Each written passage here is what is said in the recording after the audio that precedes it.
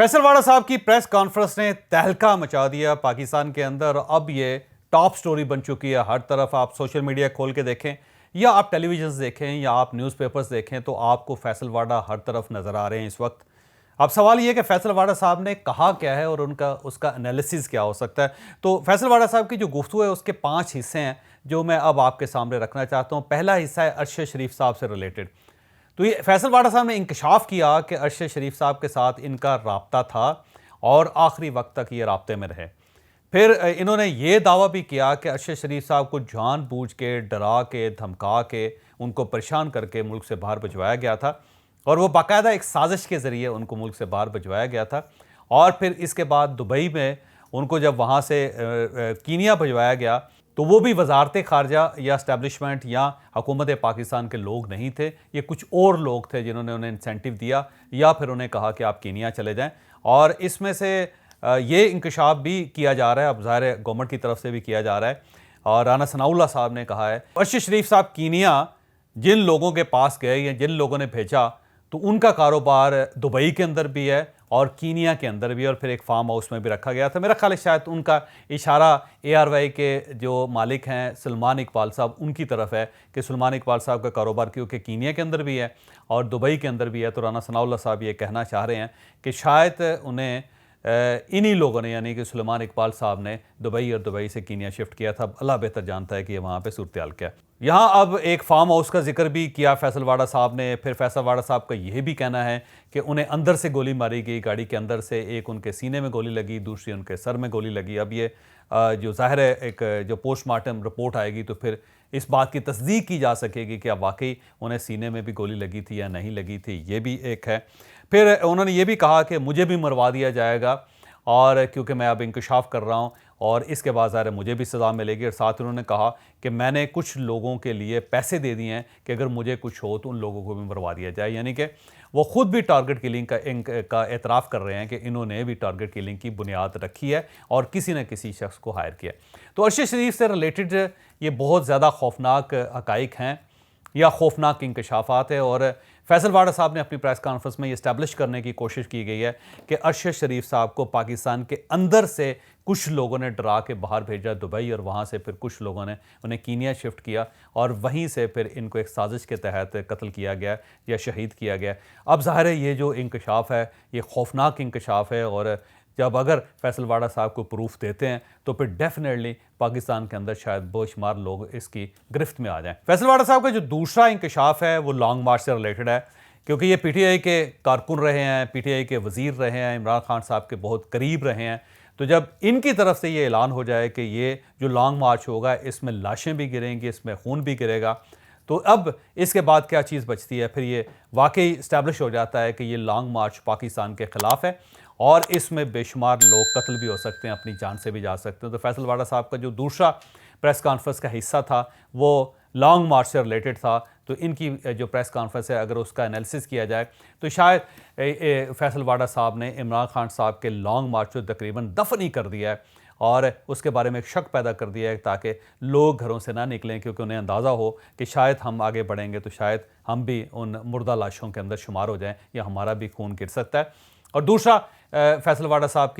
का ये जो एतराफ़ है इससे इदारों को भी एक मैसेज है कि हुकूमत जो है वो भी नोटिस ले इसका। सुप्रीम कोर्ट ऑफ पाकिस्तान को भी वार्न किया जाए कि ये लॉन्ग मार्च इसके अंदर जाने जा सकती हैं और इस्टेब्लिशमेंट को भी ये बताया जाए कि आप इस लॉन्ग मार्च को रोकें वरना पाकिस्तान के अंदर कत्लो गारतगरी हो सकती है। तो फैसल वाडा साहब का मैसेज, दूसरा मैसेज, पहला मैसेज जो आवाम के लिए या वो लोग जो इमरान खान साहब के साथ आना चाहते हैं उनके लिए, और दूसरा मैसेज रियासत पाकिस्तान के लिए कि आप इस लॉन्ग मार्च को रोकें वरना बहुत कत्लो गारतगरी होगी। तीसरा जो हदफ है फैसल वाडा साहब का वो मेरा ख्याल है ARY ग्रुप या उनके मालकान है क्योंकि फैसल वाडा साहब ने अब इन बिटवीन द लाइन बात करते करते एक थोड़ा सा हिंट दे दिया है कि शायद ARY के मालकान जो हैं वो भी इस साजिश का शायद हिस्सा हों और अल्टीमेटली उनके ख़िलाफ़ भी तहकीकात और तफ्तीश होनी चाहिए। तो जब ये कह रहे हैं और उसके बाद राना सनाउल्लाह साहब के अगर शॉट को भी हम इन दोनों के साथ मिला के देखें तो यूँ महसूस होता है कि शायद आने वाले दिनों में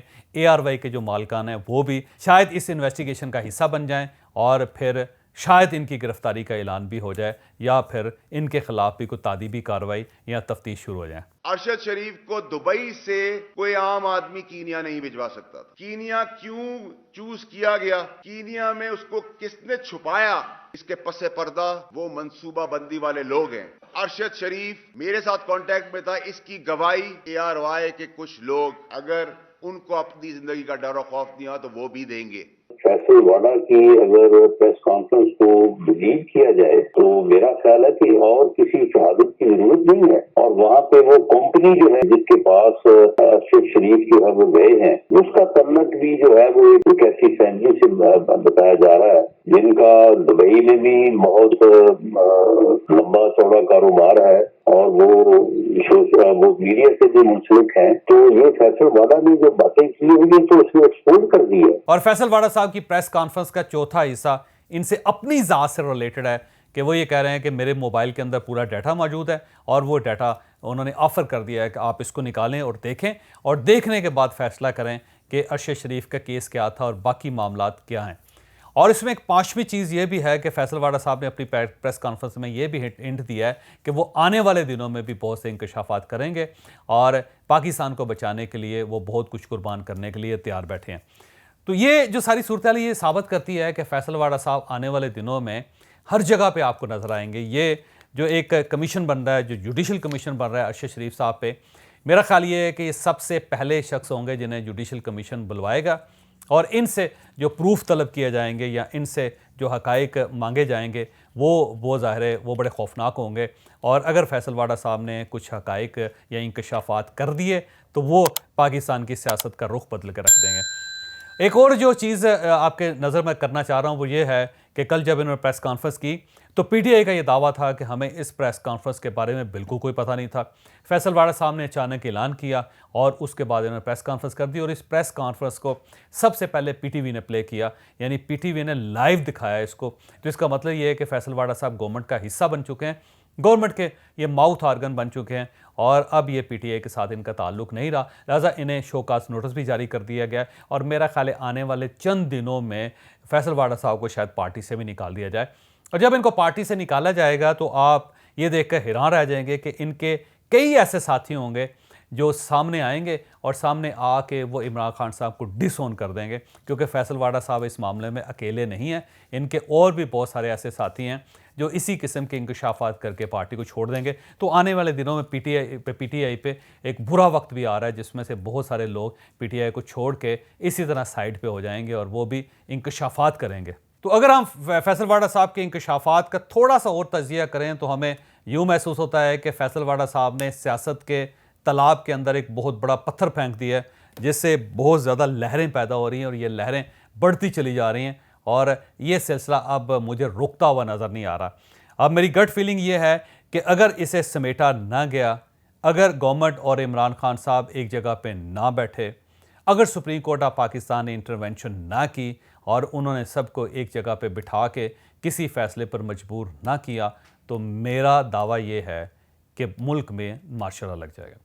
کیونکہ اب اس ملک کو بچانا بہت ضروری ہے، اور یہ جو پولیٹیکل پولرائزیشن ہے یہ اس ملک کو تباہی کی طرف لے کے جا رہی ہے۔ تو اس کا اب ایک ہی حل بچے گا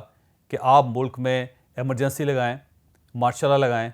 سب کو گرفتار کریں، سب کو جیلوں کے اندر پھینکیں، اور اس کے بعد ایک کیئر ٹیکر گورنمنٹ بنا کے معاملات کو سیٹل کریں، اور سیٹل کرنے کے بعد آپ نئے الیکشن کی طرف جائیں، کیونکہ اس کے علاوہ اس صورتحال سے نکالنا ملک کو مارشل لا کے بغیر اب ممکن نظر نہیں آ رہا۔ تو اب اینڈ اپ جو چیزیں ہیں یہ خدا نخواستہ مارشل لا کی طرف ہم بڑھ رہے ہیں، اور جب مارشل لا لگے گا تو میں آپ کو یہ بھی بتاتا چلوں کہ ایک وقت ایسا بھی آئے گا کہ جس میں آپ آصف علی زرداری، میاں نواز شریف، مولانا فضل الرحمان اور عمران خان صاحب کو ایک ہی کنٹینر پر دیکھیں گے، اور یہ سب مل کر ایک ہی مطالبہ کر رہے ہوں گے کہ پاکستان میں جمہوریت کو بحال کیا جائے۔